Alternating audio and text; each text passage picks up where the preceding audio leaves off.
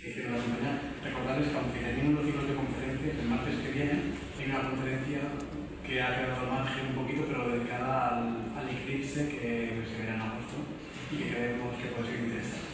Entonces, hoy terminamos los ciclos y lo hacemos hablando de la bohème y lo hacemos con Mario Muñoz Carrasco, que si la semana pasada decíamos que Irene era una amiga de la casa, pues de Mario podríamos decir que es casi familia de esta casa, es alguien que nos ayuda, que nos quiere y al que agradezco mucho que venga porque esta época es muy compleja en el mundo de la música, porque cuando empiezan todas las orquestas a presentar las próximas temporadas, termina todavía con la temporada anterior, así que me consta que ha hecho un esfuerzo muy grande por estar. A Mario es músico, musicólogo, músico también, profesor cultural, crítico musical, un maravilloso divulgador y trabaja con medios de referencia del país, lo tienen todo en el folletito, pero sí que es muy relevante la labor, y por eso me gustaría destacarla, que realiza con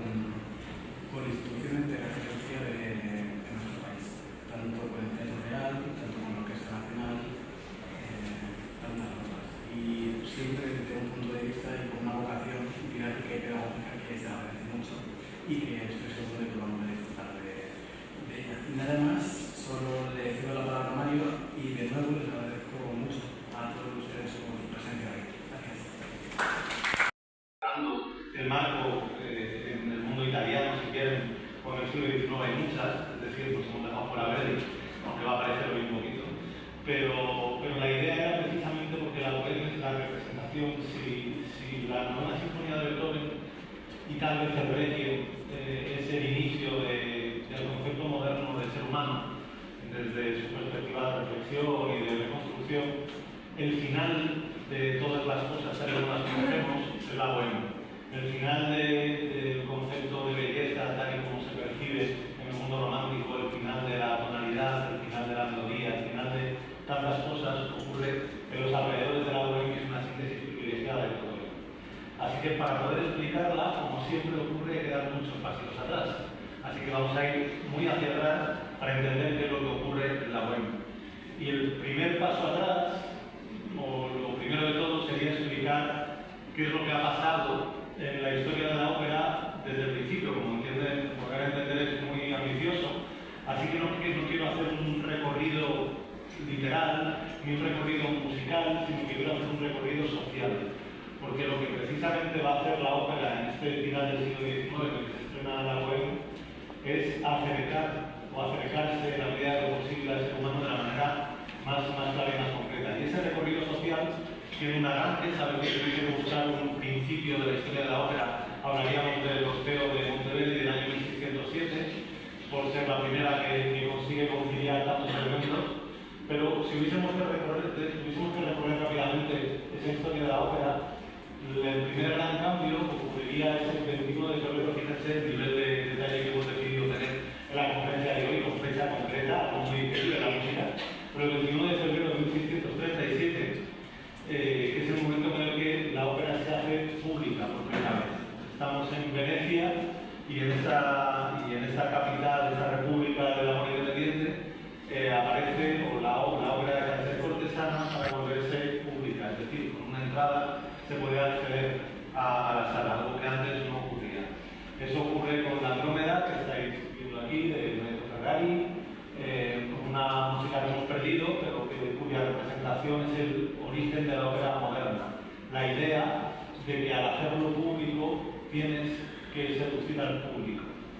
Piensen que hasta el momento actual, los 30 años anteriores de ópera, lo que había que seducir era al noble que te contrataba. En el momento en que el público paga la entrada, significa que las temáticas tienen que acercarse a los conflictos que importan al público. Si están muy alejados, el público no va a responder y en consecuencia el espectáculo no va a funcionar. La primera ópera pública ocurre en Venecia en 1637, sería un gran primer salto. El segundo salto sería el 2 de marzo de 1671, nos hemos cambiado de ciudad, nos hemos ido de Venecia a París. Han visto que han pasado casi medio siglo, que es el momento en el que la ópera comienza a hablar idiomas, porque en el origen solo hablaba italiano, que era el lugar de nacimiento. No entendía Italia como el país que soy, de una forma mucho más abierta, pero el idioma desde luego era el italiano. Poco a poco, cada país va entendiendo, o cada eje cultural va entendiendo, que la mejor forma de representar los conflictos del ser humano es hacerlo en un idioma que todos entiendan.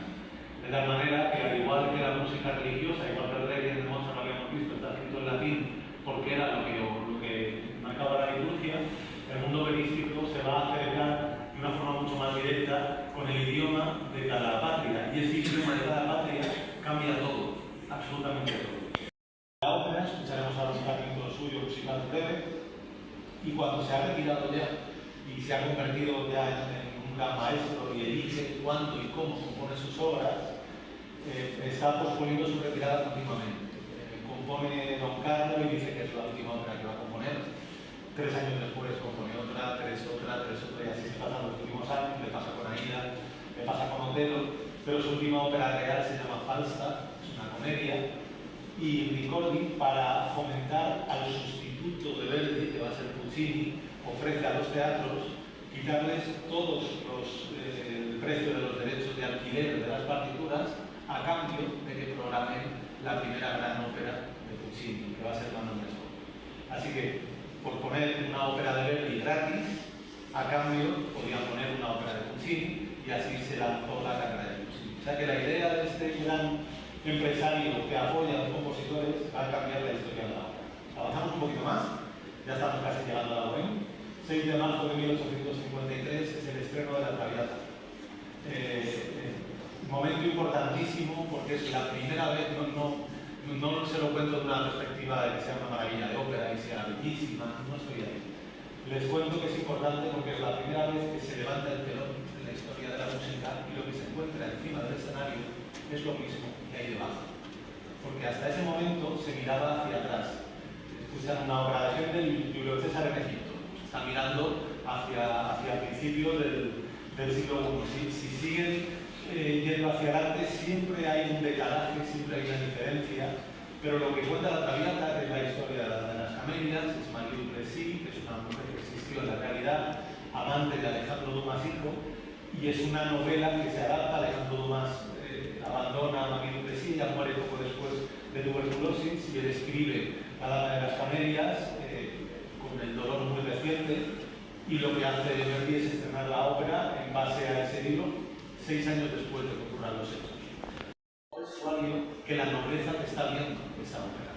Y no solo eso, sino que muere Marie Duplessis, o Violeta en la ópera, muere de una tuberculosis que era la enfermedad que aterrorizaba a la sociedad noble de la época, porque no era una cuestión de jerarquía, como habían sido todas las anteriores pestes y las anteriores enfermedades.